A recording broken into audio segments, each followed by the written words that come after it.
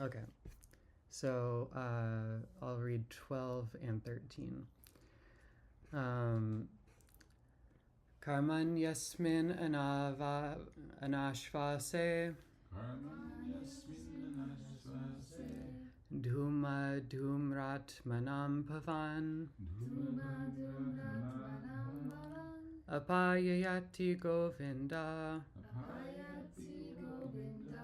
pada padma savam madhu karman yasmin anashvase dhuma dhumrat manam bhavan apayayati govinda pada padma savam madhu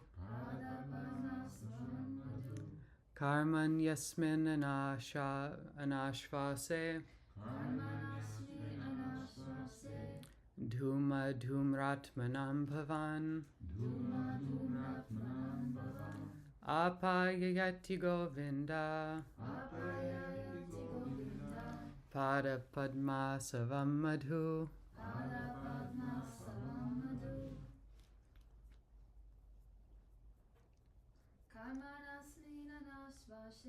karman yasmin anashvase dhuma dhumrat manam bhavan dhuma dhumrat manam bhavan apayayati govinda apayayati govinda pada padma savam madhu. pada padma savam madhu.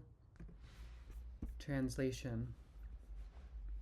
We have just begun the performance of this fruit of activity, a sacrificial fire, without certainty of its result due to the many imperfections in our action. Our bodies have become black from the smoke, but we are factually pleased by the nectar of the lotus feet of the personality of Godhead, Govinda, which you are distributing. Purport. The sacrificial fire kindled by the sages of Naimisaranya was certainly full of smoke and doubts because of so many flaws. The first flaw is that there is an acute scarcity of expert brahmanas able to carry out such performances successfully in this age of Kali. Any discrepancy in such sacrifices spoils the whole show, and the result is uncertain, like agricultural enterprises. The good result of tilling the paddy field depends on the providential rain, and therefore the result is uncertain. Similarly, performance of any kind of sacrifice in this age of Kali is also uncertain. Unscrupulous, greedy brahmanas of the age of Kali induce the innocent public to such uncertain sacrificial shows, without disclosing the scriptural injunction that in the age of Kali there is no fruitful sacrificial performance, but the sacrifice of the congregational chanting of the holy name of the Lord. Rascals. Suta Goswami was narrating the transcendental activity of the Lord before the congregation of sages, and they were factually perceiving the result of hearing these transcendental activities. One can feel this practically as one can feel the result of eating food. Spiritual realization acts in that way. The sages of Naimisaranya were practically sufferers from the smoke of a sacrificial fire, and were doubtful about the result, but by hearing from a realized person like Suta Goswami, they were fully satisfied. In the Brahma Vaivarta Purana, Vishnu tells Shiva that in the age of Kali, men full of anxieties of various kinds can vainly labor in fruit of activity and philosophical speculations.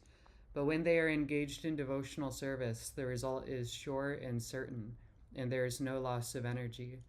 In other words, nothing performed for spiritual realization or for material benefit can be successful without the devotional service to the Lord. And then I'll read the next verse as well. Verse 13. Tulayama levenapi nasvargam na punarbhavam bhagavat sangi sangasya martyanam kimuta shishaha.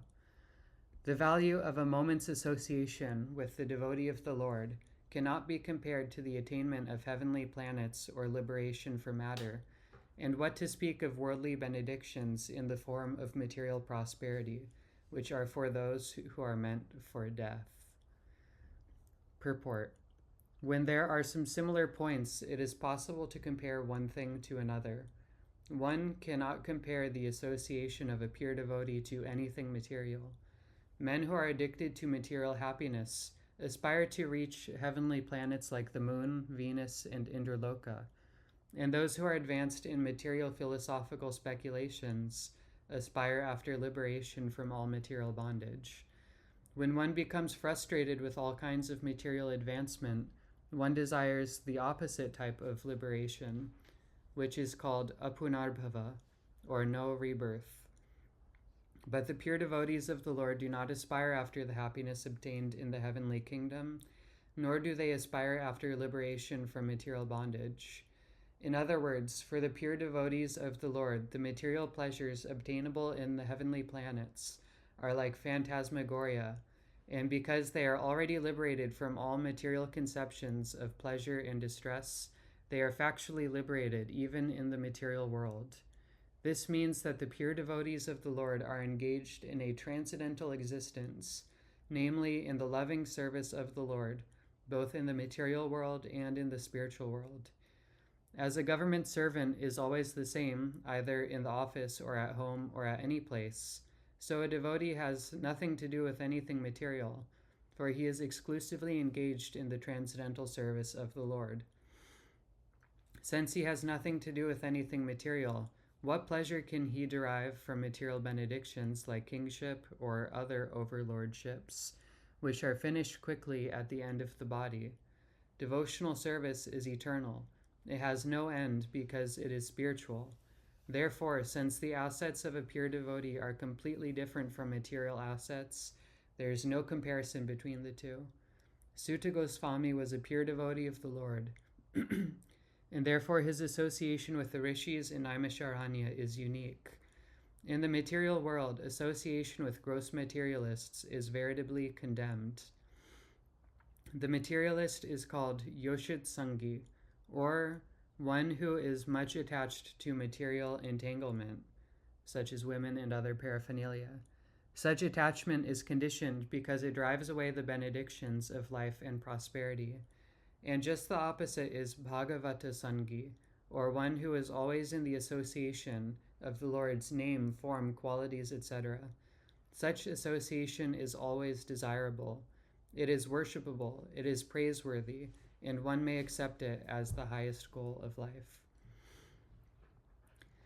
Om Jnana Timirantasya Jnananjana Shalakaya Chakshurun Militam Yena Tasmai Shri Gurave Namaha Namo Om Vishnu Padaya Krishna Preshtaya Bhutale Śrīmate Bhaktivedanta Swāmī Namane Namaste Sarasvate Deve Gauravani Pracharine Nirvishesha Shunyavadi Paschatya Deshatardine Vancha Kalpatarubhyascha Kripa Sindhubhya Evacha Patitanam Pavanebhyo Vaishnavebhyo Namo Namaha Jai Shri Krishna Chaitanya Prabhu Nityananda Shri Advaita Gadadhara Shri Vasari Gaura Bhaktavrinda Hare Krishna Krishna Krishna Hare Hare Hare Rama Rama Rama Hare Hare. We have just begun the performance of this fruit of activity, a sacrificial fire, without certainty of its result due to the many imperfections in our action. Our bodies have become black from the smoke, but we are factually pleased by the nectar of the lotus feet of the personality of Godhead, Govinda, which you are distributing. The value of a moment's association with the devotee of the Lord cannot be compared to the attainment of heavenly planets or liberation from matter, and what to speak of worldly benedictions in the form of material prosperity, which are for those who are meant for death. Okay. So I planned I was so excited for the class that I've prepared. So you guys are going to have to let me give class on that one. Do you have that class now, and then we'll catch up the other verses and then skip the verse. It's okay. Same topic. No. So, anyways, yes. So, in the Śrīmad-Bhāgavatam, 11th canto, we find the example of Uddhava speaking to Krishna in the Uddhava Gita. And Krishna is explaining to Uddhava how the soul becomes contaminated by the modes of material nature. And Uddhava becomes very perplexed hearing this description. He explains that sometimes it is described that the soul is bound by material nature and is completely wrapped up in material conditioning, material contamination. But other times the soul is described as being completely separate from and completely pure from material contamination. So Uddhava asks Krishna, how is it possible that the soul becomes enwrapped in material nature? Or how can one describe this? And so Krishna begins, I believe it's the 11th chapter of the Uddhava Gita, by giving a description of this point. And so I will briefly read a section from this. Krishna says, "My dear Uddhava, due to the influence of the material modes of nature which are under my control, the living entity is sometimes designated as conditioned and sometimes as liberated. In fact, the soul is never really bound up or liberated, since I am the supreme lord of Maya, which is the cause of the modes of nature. And also, I am never to be considered liberated or in bondage. Just as a dream is merely a creation of one's intelligence, but has no factual substance, similarly, material lamentation, illusion, happiness, distress, and the acceptance of the material body under the influence of Maya are all creations of my illusory energy. In other words, material existence has no essential reality." So this is the correct understanding of the nature of the soul. The soul is eternally liberated, but due to the arrangement of Krishna, the soul becomes influenced by the material modes of nature. And those modes of material nature are under Krishna's control, but the living entity falsely thinks themselves to be the controller while actually being swept away by the modes of material nature. And therefore, all kinds of conditioning comes up. And Krishna goes on to say that in this conditioned state, the living entity actually truly identifies with the conditions that they are within, and truly thinks and relishes that the bodily condition that they are in is actually where they are meant to be, that they feel some sense of home in this material situation. And then that situation becomes ripped away from the jiva at the time of death. So this is the state of all of us, especially in this age of Kali. We conditioned souls are completely wrapped up in various kinds of material conditioning, and yet we think ourselves to be very much satisfied in this situation. But the great devotees act as like a rescuer, you could say like a lifeguard, goes out into the water and saves the person who's drowning in the ocean.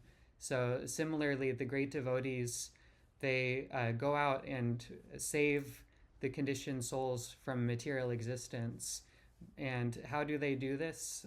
They do this by providing the boat of talks about Krishna. This analogy comes up over and over again in the Śrīmad-Bhāgavatam.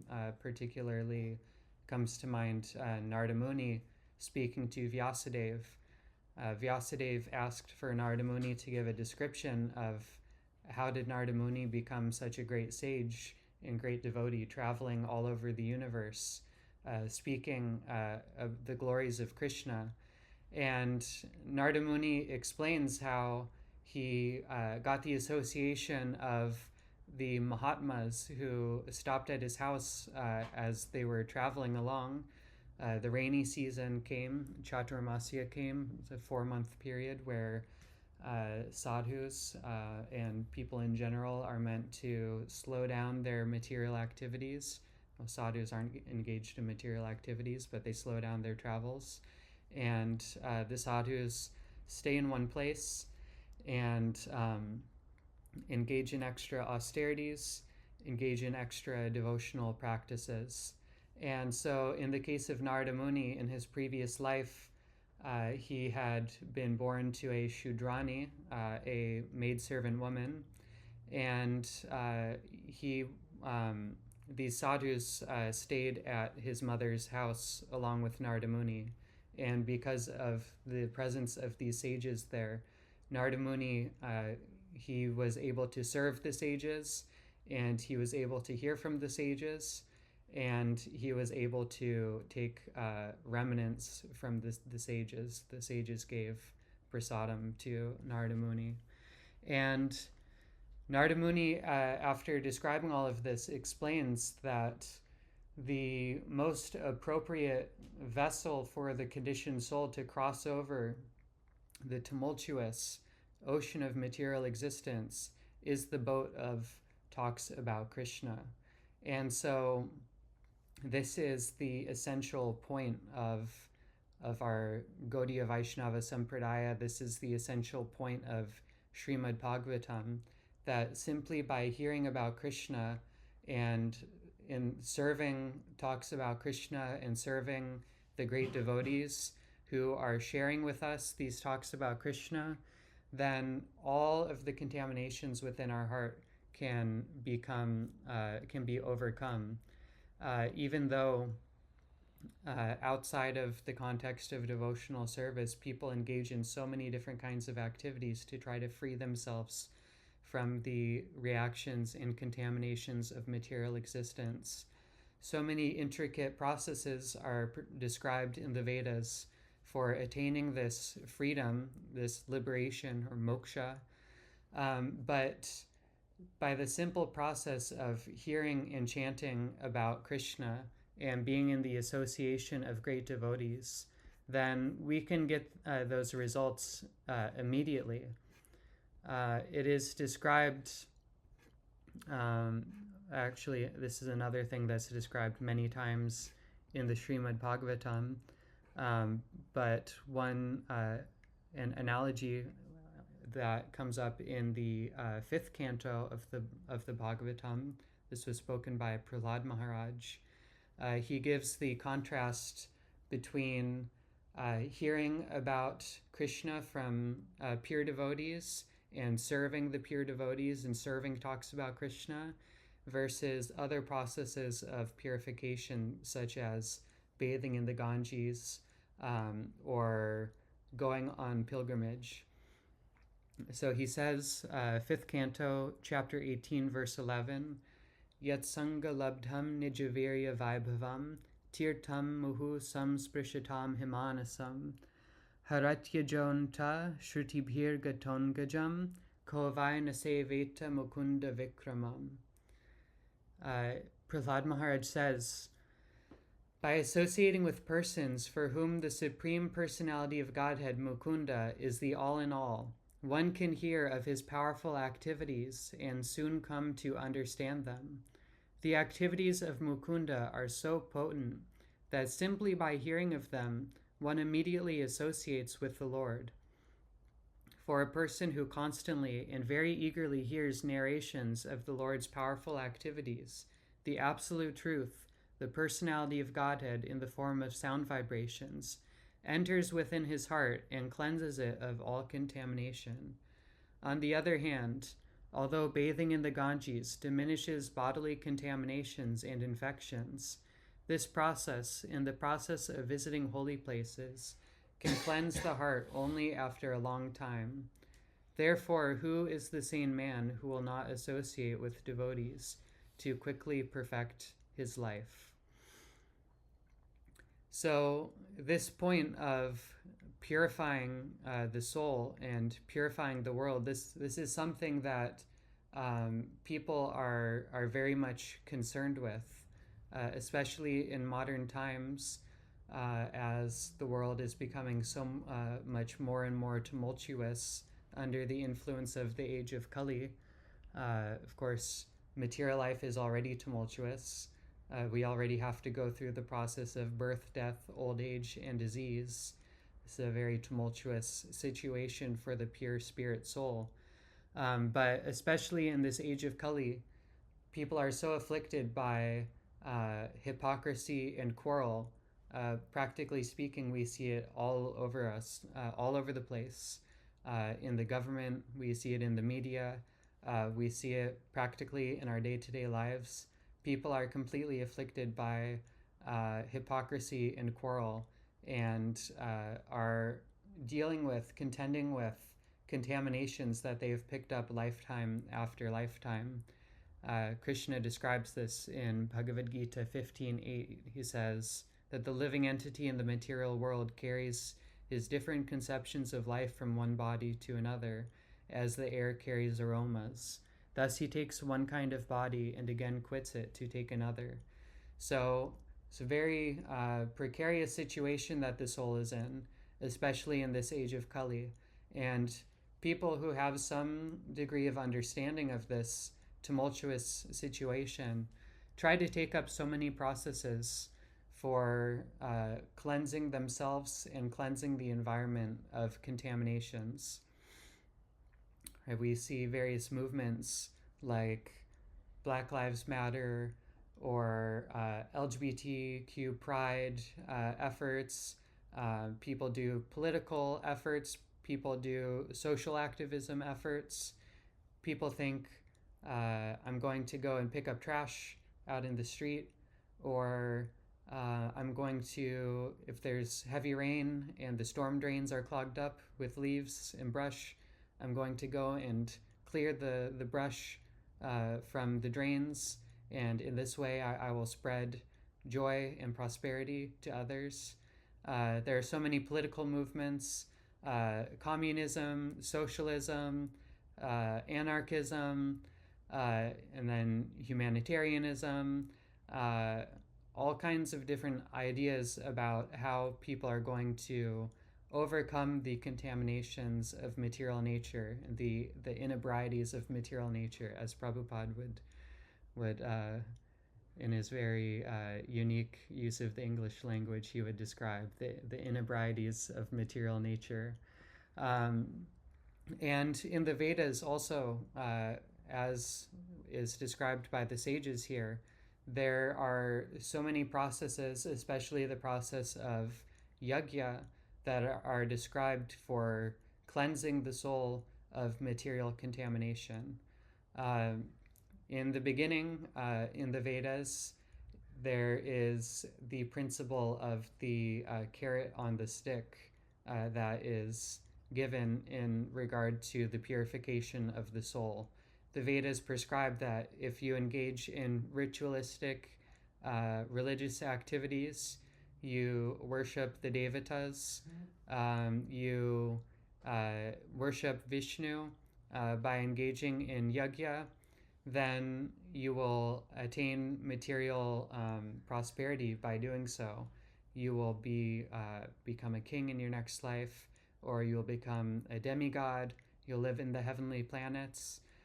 All kinds of material motivations are given in the Vedas for engaging in purificatory activities.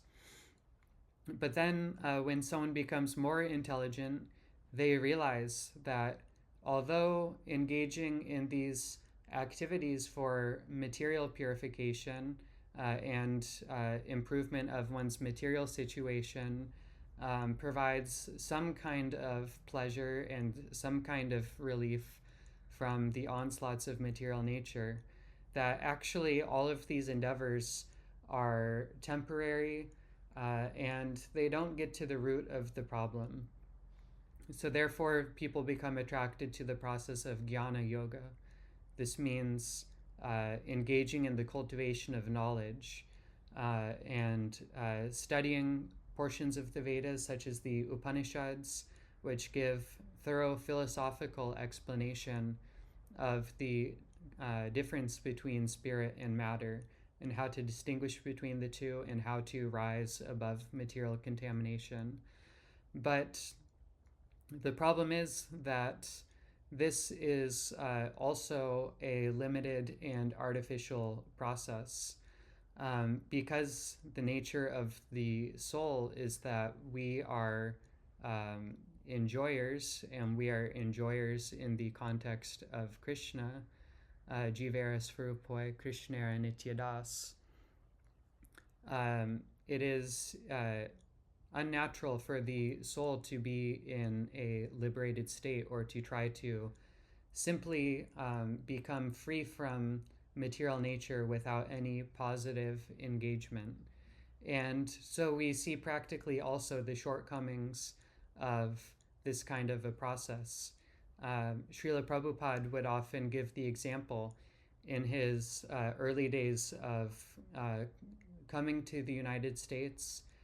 He spent about a year in New York City observing the condition of the people around him, observing what is it that people are concerned with, what kinds of processes are people taking up in order to try to elevate themselves, try to improve themselves and their lives. And Prabhupada became involved with and would give talks at yoga studios. And but these were yoga studios where the emphasis was more of a jnana sort of emphasis, that the person leading the studio was teaching an emphasis of impersonalism or liberation, becoming free from material nature, without teaching the positive engagement of hearing and chanting about Krishna and becoming engaged in devotional service to Krishna. And so Srila Prabhupada observed that although these people who were coming to the yoga studio were engaged in so many processes of jnana yoga and austerities, they would engage in meditative processes. They would try to clear their minds of material contaminations and just focus on the oneness, or try to focus on nothing. And Prabhupada observed that what would the vast majority of these people do after leaving the yoga studio? Immediately they would go out to the sidewalk and then be smoking cigarettes. And we might see this also here in San Francisco. I've also observed this. People come out of the yoga studio and then immediately pulling their vape out of their pocket. And so this is symptomatic that although they are endeavoring for purification, and although they are endeavoring for a process that will elevate them, actually it is not having the effect that it is meant to have. And why is this? Because it takes, number one, a level of purity in one's engagement. Krishna describes in the Bhagavad Gita that in order for someone to be on the spiritual platform, Brahma-bhuta, he says, Brahma-bhuta prasanatma na shochuchi na kankshati, samasarveshu bhuteshu. And so such a person, to actually be on the spiritual platform, they must be equal-minded. They should be equal in their perception and experience of pleasure and pain. They should see all living entities as equal. Actually see this, not just on a philosophical level, but actually see the soul within all living entities, and see themselves as a spirit soul, completely apart from all material situations. And thus they should be completely unaffected by, not lamenting due to the changes of material nature. But who can actually say in this age of Kali that they are of this level of realization? Simply by engaging in these ritualistic processes, or simply by engaging in artificial meditative processes. Practically speaking, no one in this age of Kali can say that they are actually on this level of Brahma-bhuta, of attaining spiritual perfection. So, and this is the condition of the sages in verse 12 of this chapter, that the sages, they saw the faults of material nature, and they saw the faults of the age of Kali that was about to commence. So they thought, we will engage in this ritualistic process, and thus we will purify the world and purify ourselves. And yet, as they attested themselves, simply the fruits of their activities was that they became covered in soot, and as Prabhupada said, they became afflicted by the smoke. We might have experienced this sitting by a campfire, very nice and warm, but then we are, the wind changes and we're breathing in so much smoke, and then we have to move places to a different part of the campfire. So the sages of Naimisaranya described themselves as of this quality, that they were sincerely trying, and yet they themselves see the shortcomings of their activities. But then, by the grace of Krishna, they were blessed with the association of Suta Goswami, who shared with them the highest platform of spiritual engagement, which is to simply hear and chant about Krishna. And this hearing and chanting about Krishna, unlike the ritualistic activities where one has to be so precise in one's ritualistic engagements, and one has to be like very focused and make sure not to make any mistakes. There's supposed to be brahmanas or priests who are acting as referees to make sure are all the mantras being chanted, not just the words being chanted properly, but also there's like a tonal system that one is supposed to follow in reciting these mantras. And then one is supposed to put the ghee into the fire at the proper time. You need to have the proper paraphernalia. People offer grains in a particular way. Those people need to be chanting the mantras properly as well. So it's a very complicated and tedious process. Or on the other hand, engaging in meditative processes, very tedious and again artificial to the condition of the soul.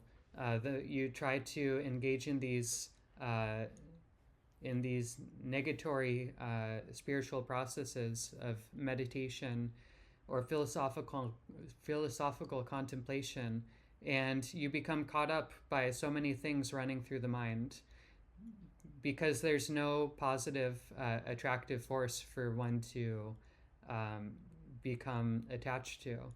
But by the association of a great devotee who's actually attached to Krishna, and by hearing about Krishna from such a devotee, then one can very quickly and easily and happily overcome all of the impediments and shortcomings of these other processes of spiritual realization, and become positively engaged in attachment to Krishna and attachment to hearing and chanting about Krishna's activities. And this process has a double purificatory effect. As we're going to see in verse 18, Prabhupada describes that Suta Goswami, he heard Śrīmad-Bhāgavatam from Shukadeva Goswami, And then he was purified through that process. And then Suta Goswami was doubly purified by also repeating talks about Krishna, repeating what he had heard from Shukadeva Goswami to the sages of Naimisaranya. So there is, it's like a double-edged sword, but in a good way. Normally, a double-edged sword means that you are cutting whatever you want to cut, but you're also cutting yourself. But in the process of hearing and chanting about Krishna or chanting Hare Krishna, it's a double-edged sword in that you are purifying those who are around you, you're purifying those who are hearing the katha, and you are also purifying yourself. So it's the best kind of double-edged sword. Double-edged sword of cutting the knots of material life. And it's not only those who are materially attached who are attracted to this hearing and chanting about Krishna. We see the example of Shukadeva Goswami was a pure devotee who was actually on the Brahma, he's not a pure devotee, he was on the Brahma Bhuta platform.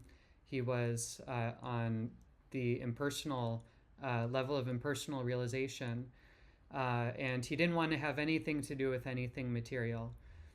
But simply by beginning to hear Śrīmad-Bhāgavatam from his father Vyasadeva, he became attracted. And I was just reading this morning in Chaitanya Bhagavat the pastimes of Lord Nityananda as a child. And we see that in the pastimes of Lord Nityananda as a child in Ekachakra, that what was his principal engagement? That he and his friends would spend all day and all night out in the forest and on the banks of the river, hearing and chanting about Krishna. They would put on plays in which they enacted the pastimes of Krishna. And it was actually described by Vrindavan Das Thakur that they were so, Lord Nityananda and his friends were so deeply engaged in this glorification of Krishna and remembrance and reenacting of Krishna's pastimes and qualities that Lord Nityananda and his friends wouldn't even go home. They would spend all day and all night out in the forest or on the banks of the river enacting these pastimes, completely absorbed in their remembrance of Krishna, and they had no desire to return to home. And this hearing and chanting and reenacting of the pastimes of Krishna was so sweet that even the parents of these children didn't mind that their children would never come home. Normally one can imagine that if one's child is spending all day and all night out in the forest, then, and these were like young children, these were like 6-year-olds, like 5 or 6 years old. So one would be very afraid, one would be very worried about their children in this state. But the parents of these children and the parents of Lord Nityananda were so pleased by the hearing and chanting of these children that they didn't mind that their children never came home. And actually they felt great affection to see their children engaged in such hearing and chanting, and especially to see Lord Nityananda engaged in such hearing and chanting. They thought, how is it that Lord Nityananda knows so much about Krishna's pastimes? Because the residents of Ekachakra, by the influence of Krishna's Yogamaya, his illusory potency, but Yogamaya means, normally illusory potency, Mahamaya means that our knowledge of Krishna is covered over so we can enjoy materially. But Yogamaya means that one's knowledge of Krishna is covered over so that one can have a greater attachment to Krishna and a greater engagement in service to Krishna.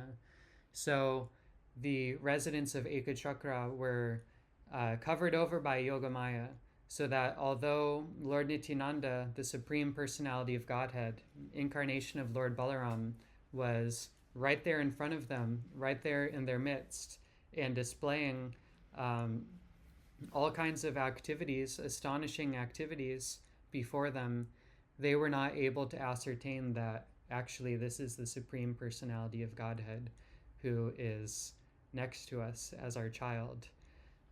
This is the influence of Yogamaya in order to facilitate the very intimate service of, in this case, the Ekachakra Vasis.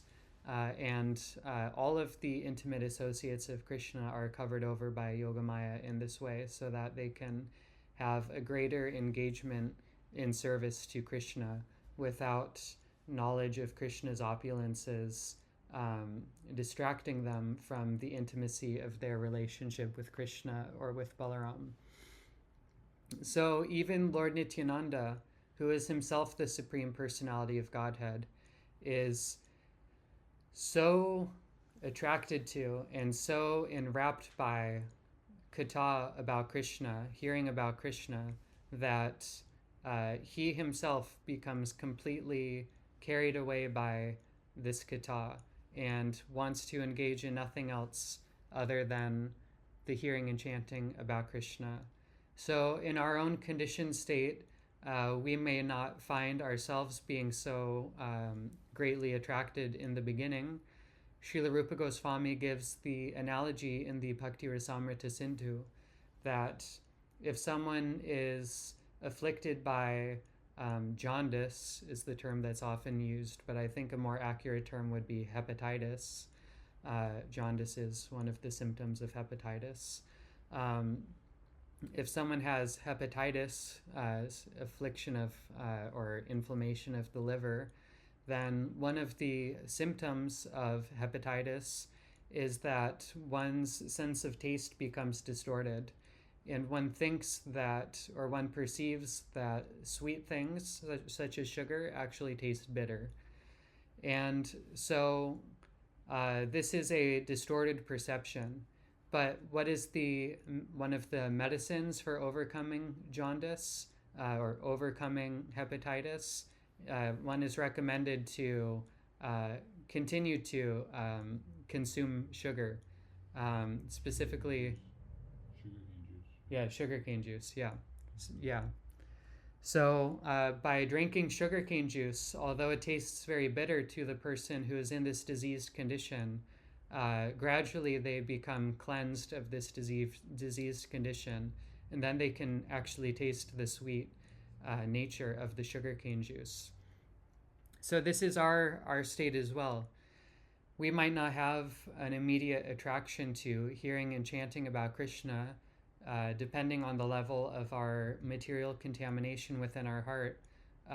We become afflicted by a diseased perception of the pastimes of Krishna, and thus we may think that, oh, it's so tedious to read, or it's so tedious to sit through Bhagavatam class. I just want to be doing some other activity, or it's so tedious to chant Hare Krishna. But if we continue to engage in this process, then gradually our heart becomes cleansed, and we become so attracted that by this higher taste in hearing and chanting about Krishna, our desire to be engaged in any other kind of activity becomes completely overshadowed, and then we are very quickly able to make advancement at that point. So this is the importance of hearing and chanting about Krishna. It's often said, Shravanadi Shudachite Korye Udoy, that by engaging in devotional service, beginning with hearing and chanting, then one can attain to one's true nature.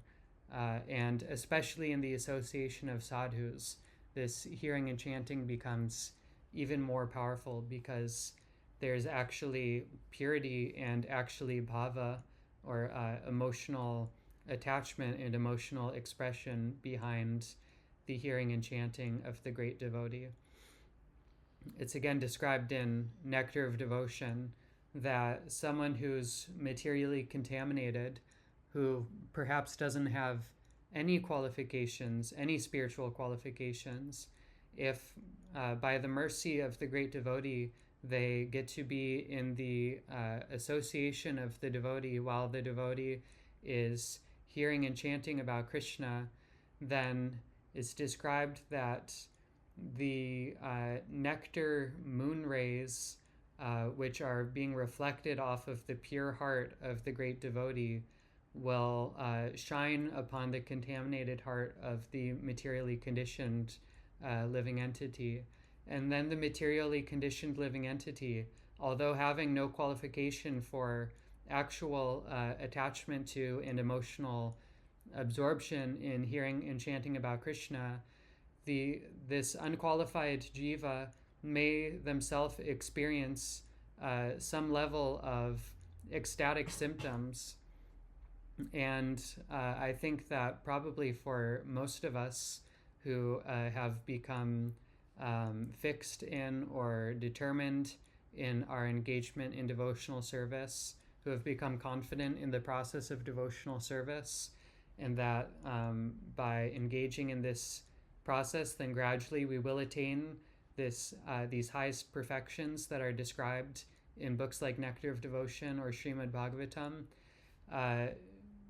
Probably most of us can say that we have had some experience of this, of being in the association of a great devotee, and thus having the nectar moon rays of Krishna Katha reflect off the heart of such a devotee and enter into our heart and affect us in an emotional way that supersedes the pleasures and emotional engagement that one experiences in this material world.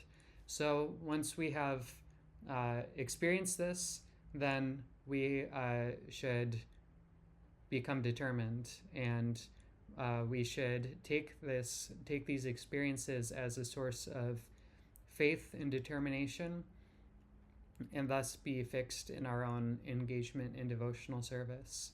And then gradually, by this process, then we can also come to this level of great attachment for and emotional enwrappment in hearing and chanting about Krishna.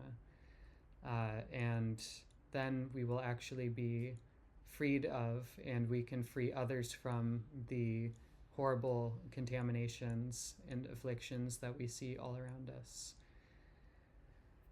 So if there are any questions or comments or reflections or complaints, I'll take them.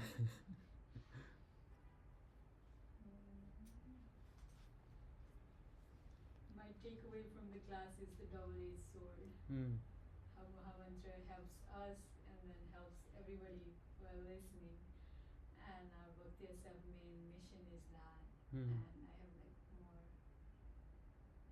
appreciation for Thursday night kirtan now. It's like double-edged sword.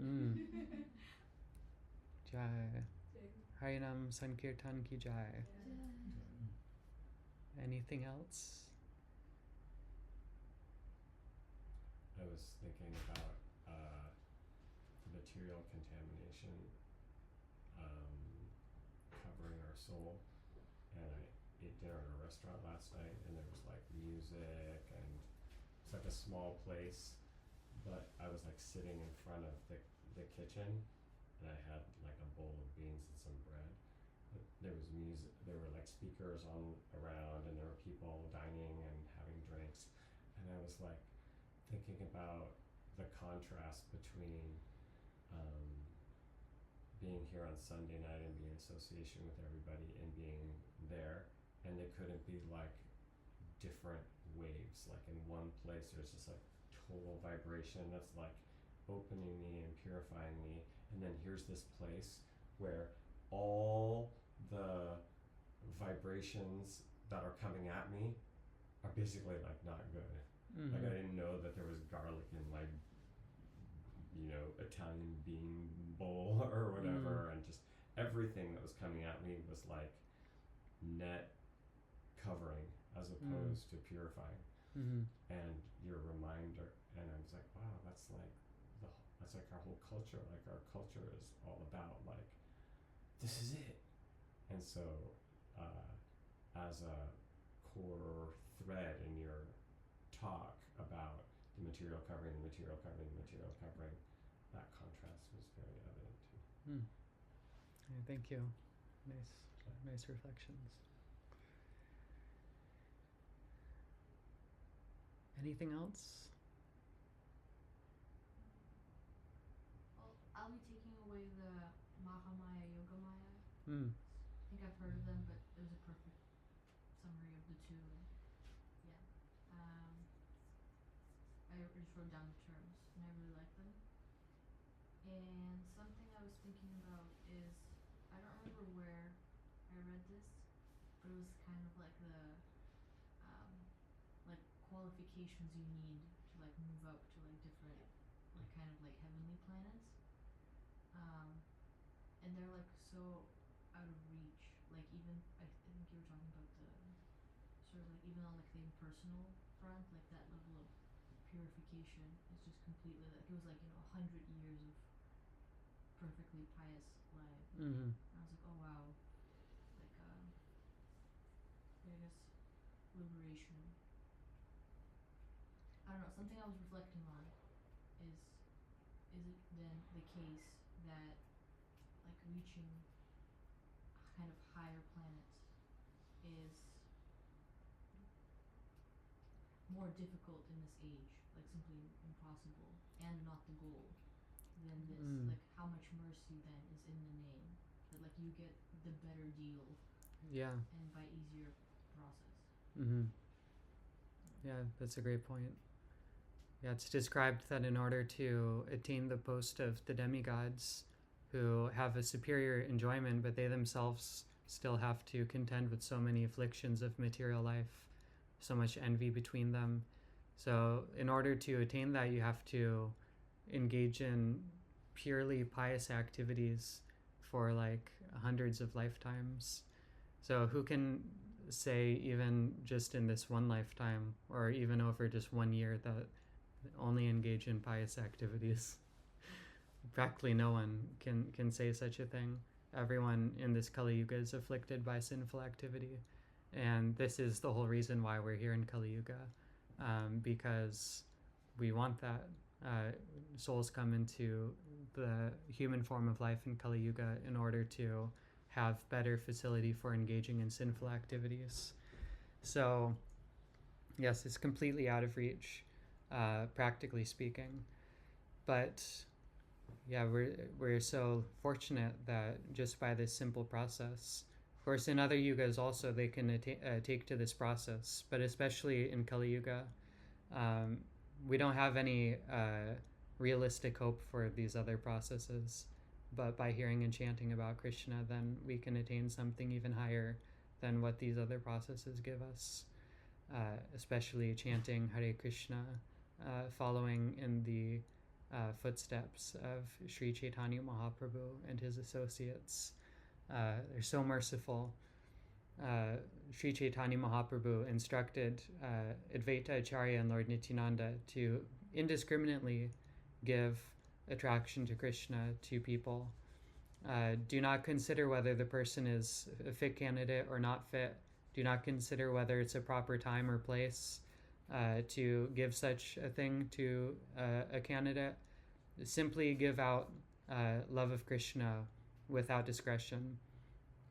And this is given through the chanting of Hare Krishna and the talks about Krishna. So we are ourselves recipients of such undeserved mercy. But if we take to it seriously, or even if we don't take to it seriously, but we take to it partially, then all perfection is guaranteed to us. It may be more or less gradual depending on our sincerity and seriousness, but once we are on this path, then our success is assured.